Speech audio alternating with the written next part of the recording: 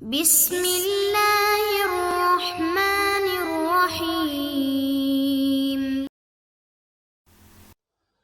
اعوذ باللہ من الشیطان الرجیم، بسم اللہ الرحمن الرحیم۔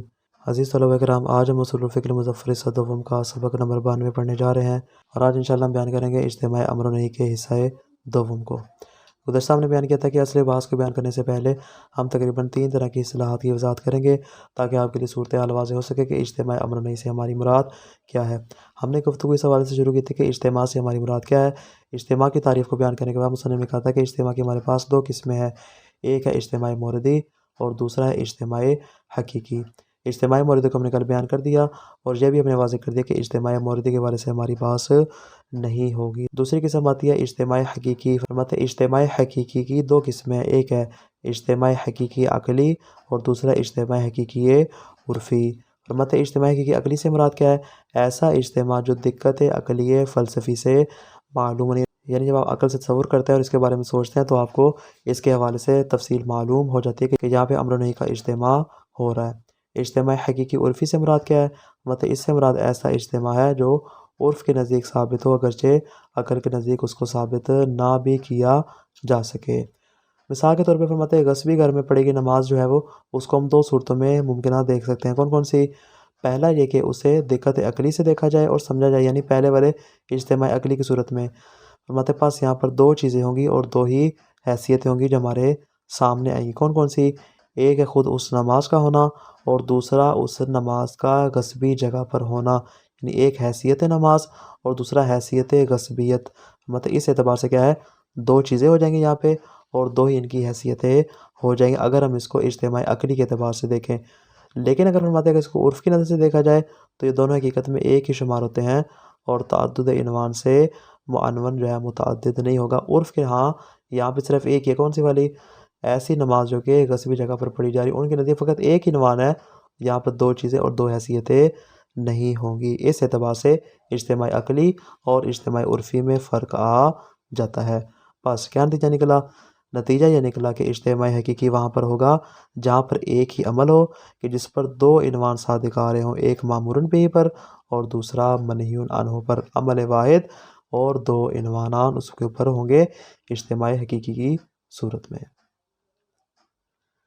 بس یہاں پہ جو ہم نے مثال پیش کی کہ غصبی جگہ پر نماز پڑھنا، فرماتے ہیں یہاں پر نماز کا عنوان الگ ہے اور اس کا غصب کے ساتھ کوئی تعلق نہیں، اور غصب کا عنوان الگ ہے، اس کا نماز کے ساتھ کوئی تعلق نہیں۔ کیوں؟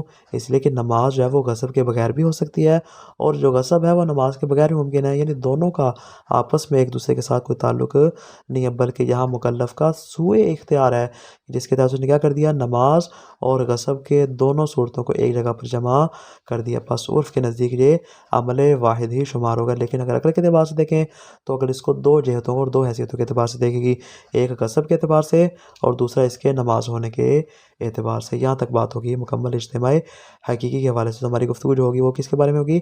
اجتماع حقیقی کے بارے میں ہوگی، اجتماع موردی کے بارے میں نہیں ہوگی۔ آگے دوسرا کلمہ جس کو ہم نے کہا تھا کلمہ واحد، مطلب جو کلمہ واحد ہے وہ 2 طرح کی چیزوں پر بولا جاتا ہے۔ کبھی وہ کلی کے مقابلے میں بولا جاتا ہے، جیسے ہم کہتے ہیں کہ انسان ایک کلی ہے اور تمام کے تمام افراد کو شامل ہے، ما ینطبق علی کثیرین، جو کہ ایک سے زیادہ افراد کے اوپر کیا آ رہا ہو؟ صادق آ رہا ہو۔ فرماتے ہیں کہ اس کے مقابلے جب ہم کہتے ہیں زید کیا ہوگا؟ اس انسان کے مقابلے میں ہوگا واحد، یعنی اسی کلی کا ایک فرد واحد شمار ہوگا، تو یہ زید کیا ہو جائے گا؟ فرد شخصی ہو جائے گا، فرد واحد۔ اس کو یعنی ہم اس کو کلمہ واحد کے ساتھ ہم اس کو واحد شخصی بھی کہہ سکتے ہیں اگر ہم اس کو کلی کے مقابلے میں لیں، یعنی ہمارے پاس ایک کلی کا عنوان ہوگا اور اس کے مقابلے میں دوسرا عنوان ہوگا، وہ اس کا شخصی عنوان ہوگا۔ اور کبھی کبھار ایسا ہوتا ہے کلمہ واحد جو ہے متعدد کے مقابلے میں بولا جاتا ہے۔ فرماتے ہیں یہاں پر یہ دوسرا والا معنی مراد ہے، ایسا کلمہ واحد جو متعدد کے مقابلے میں بولا جائے۔ کیوں؟ یہ کیوں مراد ہے؟ مطلب اس لیے کہ جو دوسرا معنی ہے وہ پہلے معنی کی نسبت زیادہ عام ہے، یعنی کلی کے مقابلے میں واحد بولا جائے تو وہ اتنا زیادہ مفہوم ادا نہیں کرتا جتنا متعدد کے مقابلے میں اگر واحد کو بولا جائے۔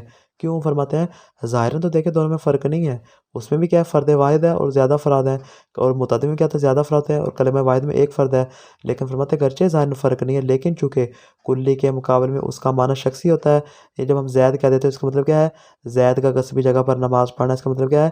اگر عمر اس کی جگہ پر نماز پڑھے گا تو یہ اس عنوان کو شامل نہیں ہوگا، یعنی اگر شخصی اعتبار سے دیکھیں تو اس کا دائرہ تھوڑا سا تنگ ہو جاتا ہے، یعنی وہ ایک معنی پر تو صادق آ جائے گا لیکن دوسرے معنی پر صادق نہیں آئے گا۔ لیکن اگر ہم متعدد کے مقابلے میں واحد کو دیکھیں، مطلب اس میں زید بھی، عمر بھی، بکر بھی، سارے کے سارے افراد جو بھی جس پہ بھی کلمہ واحد کا عنوان صادق آئے گا وہ سارے کے سارے اس میں شامل ہو جائیں گے، چاہے وہ کلی ہی کیوں نہ ہو، یعنی کلی اور جزئی دونوں اس میں شامل ہو سکتے ہیں۔ تو چونکہ جو متعدد کے مقابلے میں آنے والا کلمہ واحد ہے اس کا معنی وسیع ہے، لہذا فرماتے ہیں یہاں پر واحد سے ہماری مراد یہ والی ہوگی۔ بس جب ہم نے ثابت کر دیا کہ ہماری مراد یہ والا معنی ہے، اس اعتبار سے صاحب معالم نے جو فرمایا تھا کیا کہ واحد شخصی یہاں پہ ضروری ہے اور ایسا واحد ہونا چاہیے جو کہ کلی کے مقابلے میں بولا جاتا ہے، مطلب ان کا یہ قول باطل ہو جائے گا۔ کیوں؟ اس لیے کہ اس کا معنی زیادہ وسعت نہیں رکھتا اور یہ ہماری بحث کے تمام جہات و تمام اطراف کو شامل بھی نہیں ہوگا۔ اسی طرح مصنف فرماتے ہیں کہ جو واحد بالجنس ہو وہ بھی ہماری بحث سے خارج رہے گا، یعنی ہے تو واحد لیکن جنس کے اعتبار سے، یعنی جس کو ہم کہتے ہیں ہے اکیلا لفظ ہے لیکن پوری کی پوری جنس کو بیان کر رہا ہے۔ مراد کیا ہے؟ فرماتے ہیں اس سے مراد ہے کہ جہاں پر دو طرح کے عمل ہو لیکن ایک مفہوم کلی میں داخل، ایک لفظ آپ بول رہے ہیں، ایک لفظ واحد ہے لیکن اسی کے اندر کیا ہے دونوں کے دونوں عمل شامل، اور جیسے کہ آپ کہتے ہیں سجدہ کرنا، یعنی ایک ہی ٹائم پہ سجدہ کرنا لیکن ایسا سجدہ جو خدا کو بھی ہو اور اصنام کو بھی ہو، بتوں کو بھی ہو۔ فرماتے ہیں یہاں پہ اب کیا ہے؟ یہ سجدہ کرنا یہ واحد بالجنس ہے، یعنی ایسا سجدہ جو جنس کے اعتبار سے خدا کو بھی شامل ہے اور اصنام کو بھی شامل ہے، یہ ایک مفہوم کلی میں شامل ہو جائے گا۔ فرماتے ہیں یہ واحد بالجنس ہماری بحث میں کیوں شامل نہیں؟ فرماتے ہیں اس لیے کہ یہاں پہ امر و نہی کے تحت دو عنوان عمل واحد میں جمع نہیں ہو رہے، بلکہ حقیقت میں یہاں پہ ایک ہی ماہیت ہے، اور ماہیت کیا ہے؟ ماہیت سجدہ وہ ایک ہی ماہیت ہے کہ جس کا ایک حصہ خدا کے لیے اور جس کا دوسرا حصہ بتوں کے لیے، نہیں حقیقت میں یہاں پہ دو عمل نہیں۔ ہم نے کیا کہا تھا؟ اجتماع امر و نہی فی شیء واحد کا مطلب کیا ہے؟ کہ وہاں پہ دو عمل موجود ہوں گے، دو حیثیتیں ہوں گی، دو الگ الگ چیزیں ہوں گی تاکہ ہم اس کے اوپر دو عنوان کے اعتبار سے حکم لگا سکیں، لیکن چونکہ یہاں پہ ایک ہی ماہیت ہے، ایک ہی طبیعت ہے، لہذا فرماتے ہیں یہاں پر اجتماع کا عنوان بھی صادق نہیں آئے گا۔ پس جب یہ امر و نہی کے تحت اجتماع میں داخل نہیں ہو رہے تو ہم اس کو اپنی بحث سے کیا قرار دیں گے؟ خارج قرار دیں گے۔ بطور نتیجہ ہماری بحث صرف اسی واحد کو شامل ہوگی جو متعدد کے مقابلے میں ہو، چاہے وہ کلی ہو یا پھر جزئی ہو۔ عبارت پہ غور کیجیے گا۔ الثانی، ہم نے کہا تھا اجتماع کی دو قسمیں ہیں، اجتماع موردی اور اجتماع حقیقی۔ اجتماع حقیقی کو بیان کریں۔ الثانی ان یکون اجتماعا حقیقی، یا فرماتے جو ہمارے پاس اجتماع ہو اجتماع موردی نہ ہو بلکہ اجتماع حقیقی ہو، وَإِنْ كَانَ ذَلِكَ فِي النَّظْرِ الْعُرْفِ وَفِي بَعْضِ رَأْيِ، فرماتے اگرچہ ہو کسی شخص کی نظر میں ہو اور عرف کی نظر میں ہی کیوں نہ اس کا معنی ہو اجتماع حقیقی، فرماتے ہیں وہ سارے کا سارا اس میں شامل ہو جائے، یعنی ضروری نہیں کہ اجتماع حقیقی کا عقلی ہونا ضروری، فرماتے ہیں نہ عقلی ہونا ضروری نہیں بلکہ اگر وہ عرفی بھی ہوگا تو بھی فرماتے کافی شمار ہوگا، وہ ہماری بحث میں شامل ہو جائے گا، یعنی انہو فعل واحد یکون مطابقا لکل من العنوانین، فرماتے ہیں کہ خارج میں ہمارے پاس ایک ہی فعل ہو جو کہ دونوں عنوانوں کے اوپر صادق آ رہا ہو، عنوان امر کے اوپر بھی اور عنوان نہی کے اوپر بھی۔ کل مثال معروف، فرماتے ہیں جیسا کہ وہی مشہور مثال جو کہ اجتماع امر و نہی میں ہمیشہ سے دی جاتی ہے، کون سی والی؟ الصلاۃ فی المکان المغصوب، غصبی مکان میں نماز پڑھنا۔ فرماتے ہیں اب یہاں پہ کیا ہے؟ ایک ہی فعل واحد ہے، یعنی نماز پڑھنا، لیکن غصبی جگہ پہ نماز پڑھ رہے ہیں، مطلب فعل واحد ہے لیکن صلاۃ کے عنوان سے وہ صادق آ رہا ہے امر کے اوپر اور غصبی ہونے کے اعتبار سے صادق آ رہا ہے نہی کے اوپر۔ فَإِنَّ مِثْلَ هَذَا الْمِثَالِ هُوَ مَحَلُّ النِّزَاعِ فِي مَسْأَلَتِنَا، فرماتے اس طرح کی جو مثال ہے وہ ہمارے محل بحث میں شامل ہو جائے گی۔ المفروض فیہ انہ لا ربط لعنوان الصلاۃ المامور بہ بعنوان الغصب المنہی عنہ، مطلب اس اعتبار سے کہ جو عنوان صلاۃ ہے اس کا غصب کے عنوان کے ساتھ کوئی تعلق نہیں ہے، وہ الگ مسئلہ ہے، اس کا الگ عنوان ہے اور یہ الگ متعلق ہے، اس کا الگ عنوان ہے۔ ولیکن قد یتفق للمکلف صدفۃ ان یجمع بینہما بان یصلی فی مکان المغصوب، لیکن کیا کرتا ہے؟ غلطی مکلف کیا ہے کہ وہ قضیہ اتفاقیہ کے طور پہ کیا کرتا ہے کہ دونوں کو اچانک اور کسی ایک مقام پہ کیا کر دیتا ہے؟ جمع کر دیتا ہے، یعنی مکان مغصوب میں غصبی جگہ پر کیا کرتا ہے؟ نماز پڑھتا ہے، صلاۃ کے عنوان کو ملا دیتا ہے غصب کے عنوان کے ساتھ۔ فیلتقی العنوان المامور بہ وہو الصلاۃ مع العنوان المنہی عنہ وہو الغصب، فرماتے ہیں گویا کہ یہاں پہ کیا ہو گیا؟ معمور بہ کا عنوان جو کہ نماز ہے وہ اس عنوان کے ساتھ جمع ہو گیا جو کہ منہیون عنہ کا عنوان ہے، جو کہ غصب یعنی غصب کا عنوان صلاۃ کے عنوان کے ساتھ جمع ہو گیا۔ وذالک فی الصلاۃ المأتی بہا فی مکان مکسوف، فرماتے اس سے مراد وہ نماز ہے کہ جس کو وہ غصبی جگہ پر ادا کر رہا ہے۔ فیکون ھذا الفعل الواحد مطابقا لعنوان الصلاۃ ولعنوان الغصب معا، فرماتے ہیں کہ یہاں پہ جو فعل واحد ہوگا اس کے اوپر صلاۃ کا عنوان بھی صادق آ رہا ہوگا اور اس کے اوپر غصب کا عنوان بھی صادق آ رہا ہے، ایک ہی وقت میں دو عنوان اس کے اوپر صادق آ رہے ہیں۔ وحینئذ اذا اتفق ذلك للمکلف، فرماتے جب مکلف کے لیے صورتحال اتفاقی ہو جائے اور اس طرح دونوں ایک جگہ پہ جمع ہو جائیں، فإنه يكون هذا الفعل الواحد داخلا فيما ہوا مامور بہ من جہہ، فرماتے ایک جہت کے اعتبار سے یہی فعل واحد جو ہے مامور بہ میں داخل ہو جائے گا۔ جب مامور بہ میں داخل ہو جائے گا فیقتضی ان یکون المکلف مطیعا للامر ممثلا، مطلب اس بات کا تقاضا کرے گا کہ جو مکلف ہے وہ مطیع امر مولا شمار ہوگا اور اس کا امر امتثال مولا شمار ہوگا۔ وداخلا فی ما ہوا منہی عنہ من جہت اخری، اور دوسری جہت کے اعتبار سے یہی امر جو ہے وہ منہی عنہ میں داخل ہو جائے گا۔ فیقتضی ان یکون المکلف عاصیا بہ مخالفہ، فرماتے یہی والا مکلف جو ہے وہ عاصی بھی شمار ہوگا اور مخالف امر مولا بھی شمار ہوگا۔ یہاں تک بات ہوگی مکمل کس کے بارے میں؟ اجتماع کے حوالے سے۔ اب آگے دوسری اصطلاح وہ ہے الواحد، فرماتے الثانی الواحد والمقصود منہ الفعل الواحد، فرماتے اس سے مراد ہماری کیا ہے؟ وہ فعل واحد ہے کہ بے اعتبار ان لہ وجودا واحدا، کہ اس کا خارج میں ایک ہی وجود ہو، کہ یکون ملتقا و مجمعا لعنوان، کے جو خارج میں دو عنوانوں کا مجمع اور ملنے کی جگہ قرار پا جائے، فی مقابل المتعدد بحسب الوجود، البتہ وجود کے اعتبار سے یہ متعدد کے مقابل میں ہوگا، یعنی ہماری جو مراد ہے یہاں پہ وہ والا واحد مراد ہے جو متعدد کے مقابلے میں ہو، وہ والا واحد مراد نہیں ہے جو کہ کلی کے مقابلے میں ہوتا ہے۔ کالنظر الی الاجنبیۃ والصلاۃ، جیسے کہ نامحرم کو دیکھنا اور نماز پڑھنا۔ فإن وجود احدہما غیر وجود الآخر، اب یہاں پہ دیکھیں نامحرم کو دیکھنا یہ وجود واحد ہے، اس کا صلاۃ کے ساتھ کوئی تعلق نہیں، اور جو صلاۃ ہے اس کا اپنا وجود واحد ہے، اس کا اجنبیت کی جانب دیکھنے سے کوئی تعلق نہیں۔ فإن الاجتماع فی مثل ھذا یسمى الاجتماع الموردی کما تقدم، مطلب اس صورت میں اگر کوئی نامحرم کی جانب نظر کرنے کو اور نماز کو ایک جگہ پہ جمع کر دیتا ہے، فرماتے ہیں یہ اجتماع موردی ہوگا، والا اجتماع حقیقی یہاں پہ نہیں ہوگا۔ کیوں؟ اس لیے کہ اجنبیت کا عنوان الگ ہے اور صلاۃ کا عنوان الگ ہے، دونوں اپنی جگہ پر وجود واحد رکھتے ہیں، ایک کا دوسرے کے ساتھ تعدد کے اعتبار سے کوئی تعلق نہیں ہے۔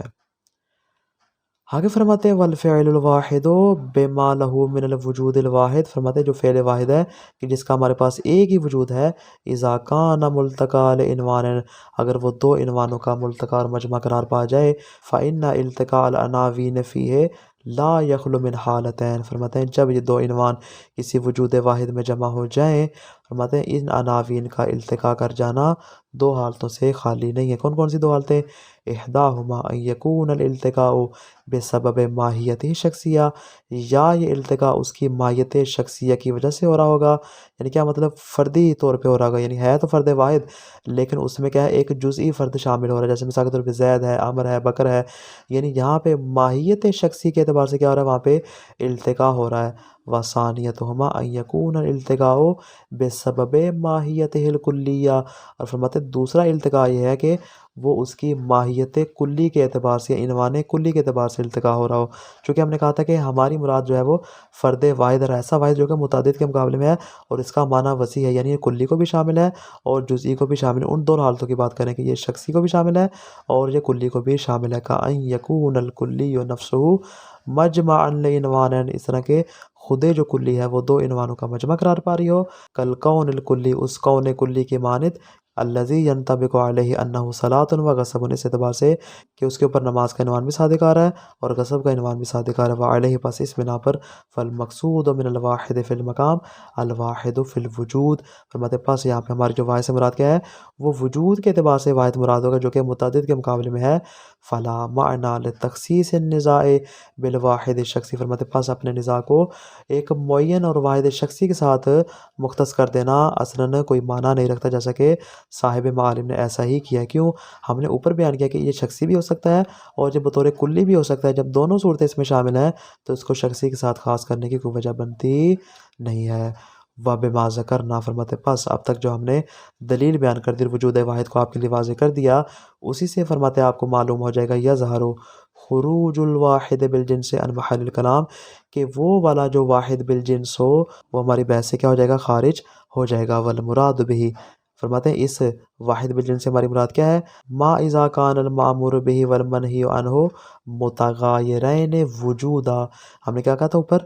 وجود کے اعتبار سے اتحاد ہونا چاہیے۔ فرماتے ہیں یہ جو ہوتا ہے، اگرچہ اس کو ہم واحد بالجنس تو کہتے ہیں، لیکن فرماتے ہیں یہاں پہ دو الگ الگ متغیر وجود ہوتے ہیں، کہ ایک مامور بھی ایک منہی عنہ ہوتا ہے، دونوں کا وجود الگ ہوتا ہے، وجود واحد نہیں ہوتا۔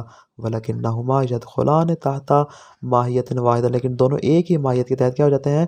جمع ہو جاتے ہیں۔ کالسجود للہ والسجود للصنم، جیسا کہ اللہ کو سجدہ کرنا اور بتوں کو سجدہ کرنا۔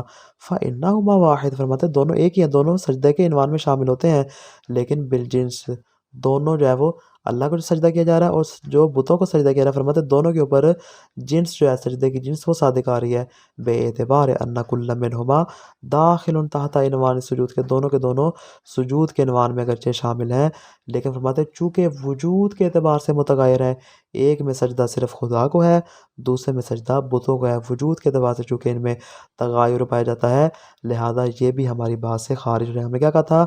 فعل واحد وجود واحد ہونا چاہیے تاکہ ہم اس کو اپنی بحث میں شامل کر سکیں۔ ولا شک فی خروج ذالک عن محل نزاع، فرماتے اس کے محل نزاع سے خارج ہونے میں کسی کو شک و شبہ نہیں ہے۔ تو خلاصہ کیا آج کے درس کا؟ اجتماع کی دوسری قسم اجتماع حقیقی ہے، اس کی بھی دو قسمیں ہیں، یا تو عقلی ہوگا یا پھر عرفی۔ اجتماع عقلی سے مراد ایسا اجتماع جو دقت عقلی سے معلوم ہو، اجتماع عرفی سے مراد ایسا اجتماع جو عرف بیان کرے اگرچہ عقل اس کو نہ بھی بیان کرے۔ اس طرح جو کلمہ واحد ہے وہ دو طرح سے بولا جاتا ہے، کلی کے مقابلے میں یا متعدد کے مقابلے میں۔ فرماتے ہیں یہاں پہ دوسرا معنی ہماری مراد یعنی جو متعدد کے مقابلے میں، کیوں؟ اس لیے کہ یہ پہلے والے معنی سے ہمیں یہ کلی کو بھی شامل ہو جاتا ہے اور یہ جزئی کو بھی شامل ہو جاتا ہے۔ اسی طرح جب ہم نے کہہ دیا کہ وہ والا واحد ہماری مراد ہے جو متعدد کے مقابلے، اس سے یہ بات واضح ہو جائے گی کہ وہ والا واحد جو واحد بالجنس ہو وہ ہماری بحث میں شامل نہیں ہوگا، کیوں؟ اس لیے کہ وہاں پہ عمل واحد دو عناوین کے تحت مجتمع نہیں ہوتا تاکہ ہماری بحث میں شامل ہو، بلکہ وہاں پہ دو متغیر وجود ہوتے ہیں، وجود واحد نہیں ہوتا۔ جب وجود واحد نہیں ہوتا لہذا ہماری بحث میں بھی شامل نہیں ہوگا۔ والسلام علیکم ورحمۃ اللہ وبرکاتہ۔